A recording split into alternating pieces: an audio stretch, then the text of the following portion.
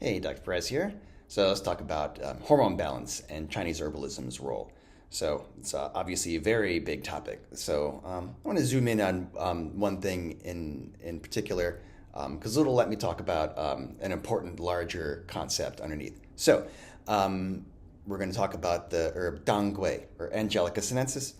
It is one of the more used and more important herbs when dealing with, and let's just shorthand it and say perimenopausal issues, though of course the herb's got wide function in other areas. So they did some mouse studies where they removed the ovaries of the mice and then they wanted to test its effect on its bone density because estrogen has much to do with bone remodeling. So they removed the ovaries of these mice, and they gave some they gave nothing to as the control group. Some they gave estradiol or estrogen to, and then the last one they gave an extract of the main active ingredient in Angelica Sinensis, ligustolide.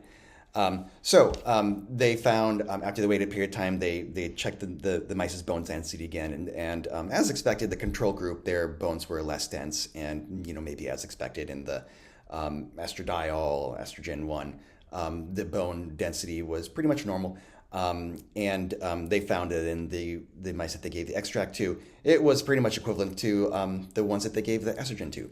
So that's interesting. And I picked these studies because they commented on the biochemical targets and the pharmacokinetics. So they found at least two things going on. So the extract from Angelica Sinensis, it was found to inhibit interleukin-1 beta and tumor necrosis factor alpha.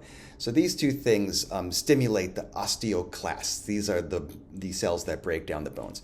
And at the same time, this same chemical, ligustolide, increased osteoblastic activity. That's the cells that make the bone through the GPR30 EGFR cell signaling pathway.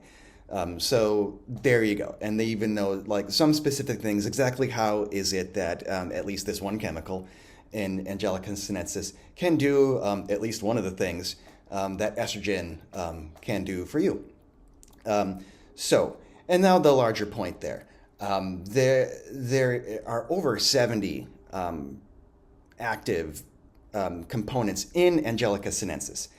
And this is just a series of studies, because you couldn't do just one. A series of studies talking about one of the components' effects on one of the things that estrogen does.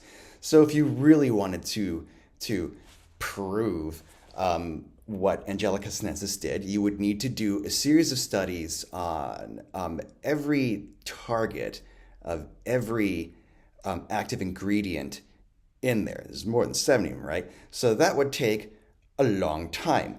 And to even further blow it out, Dangui is one of dozens of herbs that they use for this purpose. So, and not that you shouldn't go out and try to prove these things in Western pharmacological terms, but let's work smarter, not harder here. Why wait for all this proof to come out? If the writing's on the wall, it's pretty clear that this stuff is useful. There's so much to talk about here. So if you want to learn more about this and what Chinese herbalism can do for you, give us a call today.